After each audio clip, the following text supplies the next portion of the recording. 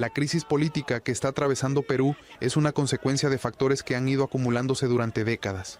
Varios conflictos sociales y políticos en sus puntos extremos se encontraron y explotaron en la sociedad en el año 2022. La polarización política, la ingobernabilidad y una incesante lista de escándalos de corrupción caracterizan este periodo. El dato que mejor lo demuestra es que en el siglo XXI, Perú tuvo 11 presidentes, 6 de ellos en los últimos 10 años, y eso que el mandato presidencial es de 5 años. Tras la época de Alberto Fujimori, llegaron al poder uno tras otro Alejandro Toledo, Alan García y Ollanta Humala. Estos 3 presidentes trajeron al país cierta estabilidad económica y un sentir democrático.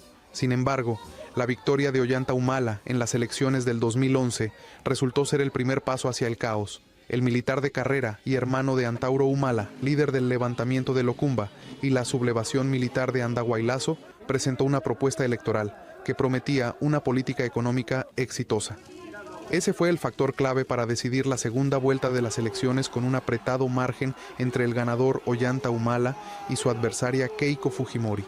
Ella, hija de Alberto Fujimori y líder del partido político fujimorista Fuerza Popular. Participó en 3 elecciones presidenciales, 2011, 2016 y 2021, y en todas fue derrotada por un estrecho margen en la segunda vuelta, una muestra clara de la dualidad de opiniones que existe en la sociedad sobre el fujimorismo. Los 5 años de Ollanta Humala a cargo de la presidencia de Perú fueron un desfile ministerial.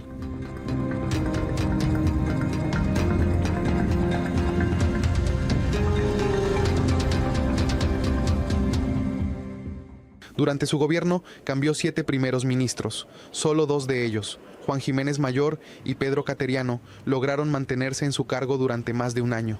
La cantidad de personas que poseían las carteras ministeriales durante la gestión de Humala superó las 6 decenas. Como telón de fondo, se sucedían múltiples escándalos de corrupción. Sin embargo, Humala concluyó su presidencia, pero con tan solo un 14% de aprobación pública. Las elecciones del 2016 dieron paso al mandato de Pedro Pablo Kuczynski, un exitoso empresario, expresidente del Consejo de Ministros durante la gestión de Alejandro Toledo y líder del partido Peruanos por el Cambio, nombre simbólico por sus iniciales. Mientras, la perdedora de la segunda vuelta, Keiko Fujimori, obtuvo la mayoría en el Congreso, lo que estableció unas tensas relaciones entre el Legislativo y el Ejecutivo ya desde el primer día. El mandato de Kuczynski duró un año, 7 meses y 21 días, plagados de acusaciones de corrupción y un constante conflicto con la oposición. Ya en diciembre del 2016, la Unidad Anticorrupción de la Fiscalía General ordenó investigar a Kuczynski por el caso Odebrecht, una investigación de sobornos de la constructora brasileña Odebrecht que, a lo largo de más de 10 años, efectuó pagos a presidentes, expresidentes y altos cargos de gobierno de 12 países a cambio de concesiones en obras públicas. Brasil, Colombia, México y Perú es donde el proceso se cobró más víctimas políticas. En Perú, en concreto, el caso llevó a Ollanta Humala y su mujer a la cárcel tras terminar su mandato. El expresidente Alejandro Toledo huyó de Perú y se encuentra a la espera de ser extraditado de Estados Unidos. Otro exmandatario, Alan García, se suicidó en abril de 2019 durante la investigación, volviendo a Kuczynski. En el 2017 llegó al Congreso el primer pedido de vacancia presidencial. No prosperó.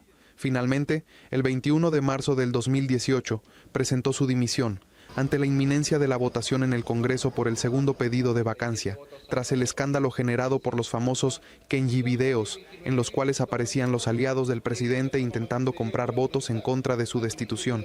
Pienso que lo mejor para el país es que yo renuncie a la presidencia de la República, porque no quiero ser un escollo para que nuestra nación encuentre la senda de la unidad y armonía que tanto necesita. Su primer vicepresidente, Martín Alberto Vizcarra, tomó el mando de Perú. Su gestión duró menos de 2 años y no logró apaciguar la persistente crisis en las relaciones con el Congreso, donde se instaló la mayoría fujimorista. Juramentó 3 gabinetes ministeriales, pero no logró mantener el apoyo y fue vacado por los congresistas a principios de noviembre del 2020. La razón oficial: permanente incapacidad moral.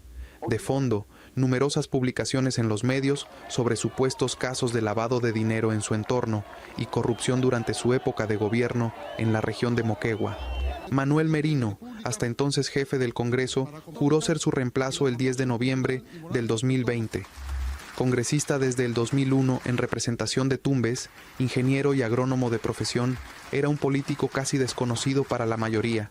Su figura provocó múltiples protestas. La lista del nuevo gabinete de ministros agudizó aún más la situación en las calles, dejando 2 muertos y decenas de heridos por la represión policial.